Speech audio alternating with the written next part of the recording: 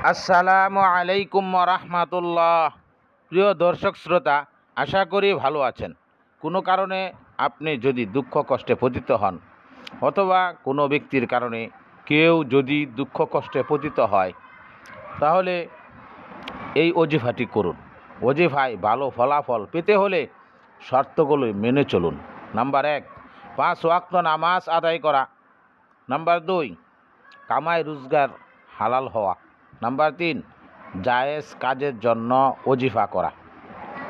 Number 4, ওজিফাটি সহি শুদ্ধভাবে পড়া। ওজিফাটি কীভাবে করবেন? প্রথমে 7 বার দুরূদ ইব্রাহিম পড়ুন, অতঃপর 101 বার সূরা আর-রাদ আয়াত 24 এভাবে পাঠ করুন। সালামুন আলাইকুম বিমা সাবারতুম ফানি'মা উকবাদ-দার। সালামুন আলাইকুম বিমা সাবারতুম ফানি'মা উকবাদ-দার।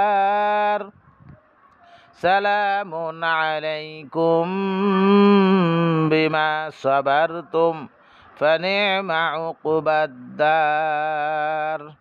আয়াতটি 101 বার পরে শেষে আবার 7 বার দুরূদ ইব্রাহিম পড়ুন।